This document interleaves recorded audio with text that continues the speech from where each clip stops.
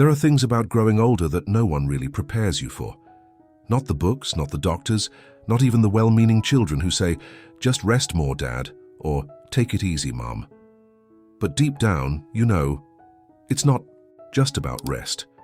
It's about the quiet changes you notice when you're folding laundry and feel winded halfway through, or when a familiar name slips through your mind like water through fingers. These aren't signs of weakness. They're signs of time and how it speaks softly but firmly to every part of us.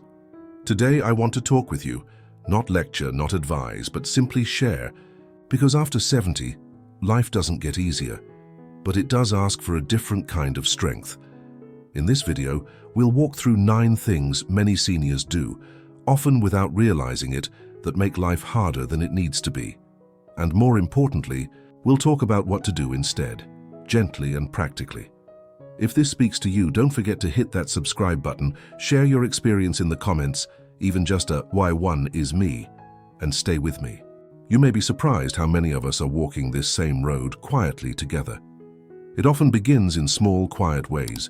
You find yourself sitting down halfway through making the bed, or needing a moment to catch your breath after walking back from the mailbox. At first you might brush it off, maybe you didn't sleep well, maybe the weather's just too warm today. But as the days pass, this tiredness starts to linger, even after a full night's sleep, even after taking things slower. And that's when it hits you. Your body isn't working the way it used to, and it's not because you've done anything wrong. It's just that aging, graceful as it can be, still asks us to adapt to a new rhythm. The energy that once lasted all day now arrives in smaller, more fragile doses. But here's the quiet truth. This isn't failure, and it's not something to be ashamed of. It's your body gently telling you to listen more closely, to rest not just at night, but in between moments too. It's asking for water more often, for lighter meals, for movement that feels kind instead of intense. I've seen friends grow frustrated with this change, calling themselves lazy or useless, but they're not. You're not. This kind of exhaustion has nothing to do with motivation and everything to do with biology. The metabolism slows. Muscles need longer to recover. Even the heart, though steady, likes a slower pace, and that's okay. The goal isn't to push through until you drop. The goal is to understand your limits and honor them without guilt. Some days will be easier than others. On the harder ones, allow yourself the grace to pause, breathe, and pick things back up when you're ready. You're still strong, just in a quieter, wiser way now. And as the days slow down, so too does the body. You start to notice it not in big dramatic ways, but in the quiet resistance of your knees when you get out of bed, or the hesitation in your balance as you step onto a curb. Movements that once felt automatic now ask for more thought, more care, more time. You may find yourself holding onto the back of a chair while reaching for something, or thinking twice before bending to pick up a dropped spoon. It's not weakness, it's wisdom. The body's way of telling us it needs more support, more gentleness. Aging doesn't take away our ability to move, it simply changes the way we move through the world. The muscles lose a bit of their power, the joints a bit of their ease, and sometimes even the confidence in our own footing begins to fade. But that doesn't mean we stop. It just means we move differently, slower perhaps, but more mindfully. I've watched friends quietly stop doing the things they once loved, walking around the block, gardening, dancing, not because they wanted to, but because they feared falling or feeling embarrassed when their body didn't respond the full way it used to. But avoiding movement only makes it harder to return to it.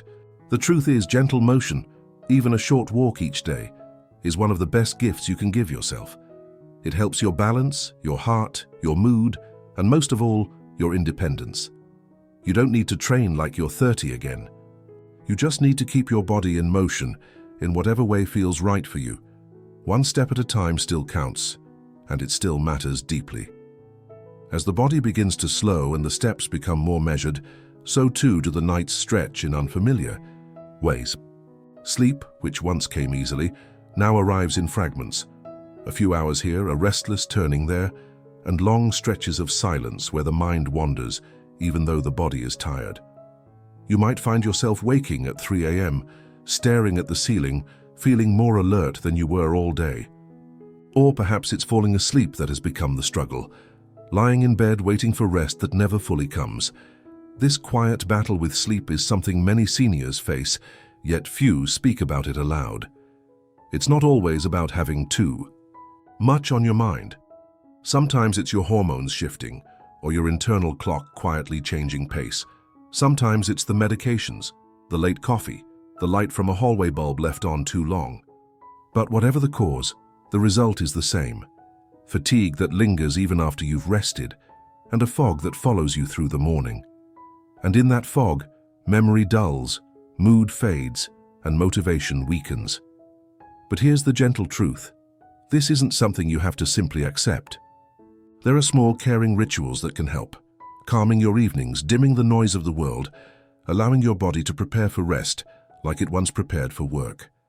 I've spoken with friends who found comfort in keeping a soft routine, a cup of warm tea before bed, or a slow breath in the dark to remind the body that it is safe to let go. Sleep is not just about time spent in bed. It's about feeling held, unburdened, at peace, and that feeling, no matter your age, is still within reach. And as the nights change, so too does the way we remember. It can be a quiet kind of discomfort, standing in front of someone whose face you know well, whose story you've heard before, yet whose name hovers just beyond reach. For a moment you feel unsure, maybe even embarrassed, wondering if they noticed the pause in your greeting. Memory, once sharp and ready, now comes in waves, sometimes strong and clear, other times scattered and slow to arrive. You may find yourself walking into a room and forgetting why, or repeating a story you didn't realize you'd already told. These lapses aren't signs of failure or decline in worth. They're signs of a brain that has carried decades of wisdom, laughter, hardship, and joy, and is simply asking for more space, more pause, more kindness. I've seen people grow quietly frustrated, worried they're slipping away from themselves, when really they just need a new way to hold on to what matters. Writing things down, keeping a small notepad nearby, creating gentle reminders before outings, these aren't signs of weakness. They're tools of wisdom, and they help lift the pressure off your mind so it can breathe again. You're not losing who you are. In fact, this stage of life offers a chance to focus on the memories that truly matter, the ones tied to feeling loved, respected, and connected. So the next time you forget a name, smile and ask again. Most people won't think less of you. They'll simply see a person who still cares enough to try. And that, truly, is what makes you unforgettable. Sometimes, the hardest changes are the ones that happen inside. As we move through the years with more care and more silence, we might also begin to feel emotions rising more quickly than before, irritation over small delays, sadness that lingers longer, or a quiet frustration with things we used to brush off. You may find yourself snapping at a loved one, feeling guilty a moment later, but unsure why the feeling came on so strongly in the first place. These shifts in mood aren't a flaw in your character. They're part of the deeper emotional changes that often come with aging, shaped by hormonal shifts, by the weariness of chronic health worries, or sometimes by the quiet ache of losing familiar routines and relationships. I've sat with friends who've asked, "Why am I so easily upset now? I was never like this." And I've reminded them, just as I remind you now, that life after 70 carries emotional weight few people truly understand. But here's the gentle truth. Feeling more doesn't mean you've become weaker. It means you've lived through more, carried more, and maybe now your heart just needs softer ground to rest on. That's where breath helps. That's where gratitude returns. A few deep breaths when things feel overwhelming. A few words of thanks, whispered at the end of the day. Not because everything is perfect, but because you're still here, still able to feel. Emotional strength isn't about never being shaken. It's about returning to calm again and again with grace. So when the small things start to feel too big, pause, place your hand on your chest, and remind yourself that you are allowed to feel and you are allowed to heal. And with all these changes, in body, in sleep, in emotion, comes perhaps the most silent shift of all, the feeling that life has grown quieter and not always in a peaceful way. You wake up and realize the phone hasn't rung in days. The house holds the same sounds it did yesterday, but they echo differently now. Friends who once dropped by for coffee are no longer able to. Some have moved, some have slowed, and some, with quiet sadness, are simply gone. Loneliness in old age isn't always about being alone. Often it's about feeling unseen or unheard, even in a room full of people, and though it may come gradually, it can settle in deeply. I've known strong, wise people who've sat by their window each afternoon watching the street, not because they were bored, but because they longed for a moment of connection, even a wave from a passerby. Yet what's just as true is this: even in a world that feels distant, small steps toward connection still matter. A short phone call, a shared meal at a local center, a smile was exchanged with a neighbor.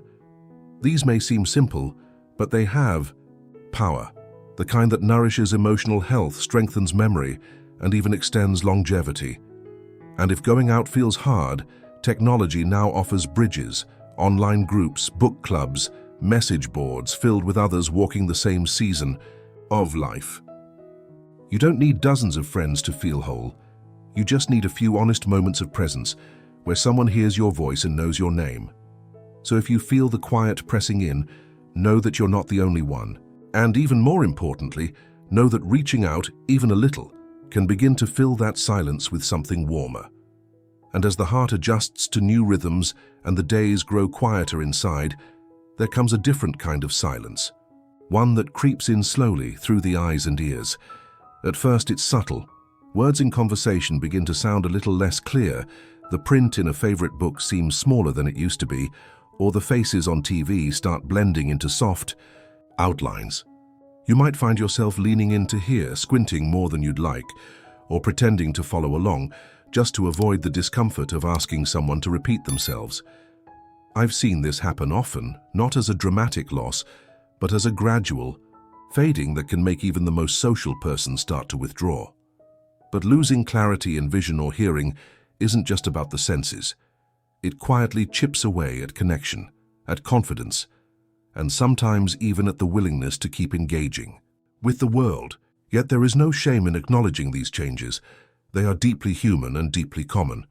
Getting your eyes and ears checked regularly is not a defeat. It's a form of self-respect.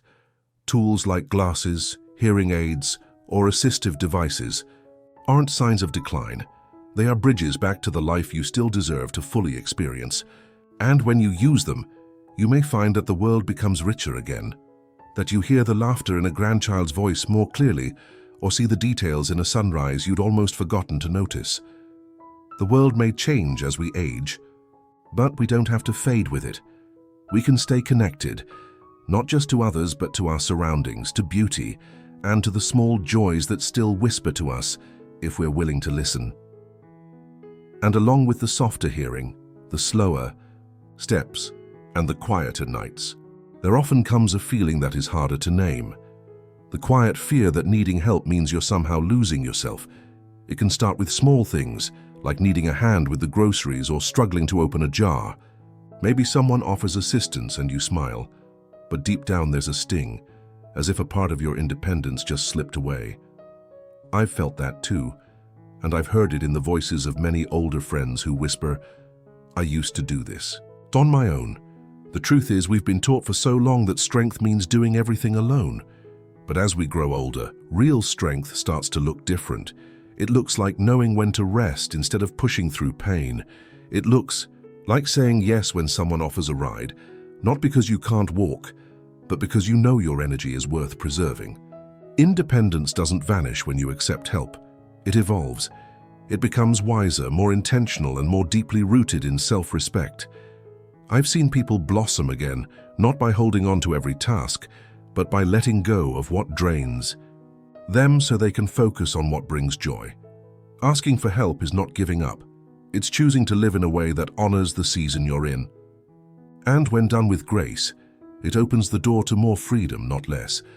So if you've felt hesitant to reach out, I hope you'll see it not as surrender, but as a different kind of courage, one that allows you to keep showing up for life with more peace, more purpose, and a heart that stays open to what still matters.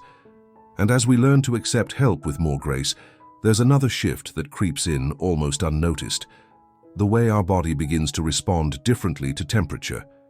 One day, it's the gentle heat of a summer afternoon that suddenly feels overwhelming. The next, it's a slight winter breeze that cuts through layers of clothing and leaves you chilled to the bone. You may find yourself turning up the heat, while everyone else is comfortable, or reaching for a sweater even when the sun is shining. This sensitivity to cold or heat isn't just discomfort. It's a sign of how delicately our systems begin to balance in later years. The body's natural thermostat grows less responsive, and changes in circulation or medications can make temperature shifts feel sharper, more invasive. I've seen dear friends stop enjoying their favorite walks or afternoon porch time simply because the weather became too much to handle. But that doesn't mean you must retreat from the world. It only means your body now asks for more intention. Dressing in layers, choosing breathable fabrics, creating a cozy corner at home where the environment is stable and soothing, these small adjustments can help you feel not only comfortable but also safe in your own skin. And if the nights are restless because of temperature swings, know that you can find balance again by listening closely to what your body is asking for. Sometimes it's just a thicker blanket or a fan by the bed. Sometimes it's permission to slow down and choose comfort without guilt. Feeling temperature more intensely isn't a weakness. It's a reminder that your body has carried you through many seasons, and now it simply needs gentler care as it continues the journey forward. Aging brings with it a quiet kind of wisdom, one shaped not just by years, but by everything we've lived through. These 9 changes may be unpleasant, even frustrating at times, but they are not signs of failure. They're reminders that your body and mind have served you faithfully, and now ask for gentler rhythms, clearer boundaries, and deeper self-care. From sudden exhaustion to mood shifts, from memory lapses to sensitivity to temperature, each challenge offers an invitation to adapt with grace rather than resist with fear. What matters most is how we choose to respond, with kindness toward ourselves and with the courage to keep moving forward. If any part of today's video felt familiar, I invite you to share your own experience in the comments below. Whether it's a story, a tip, or even a simple, "I've felt this too," your voice matters. Let's keep building a space of honesty, strength, and elder wisdom together.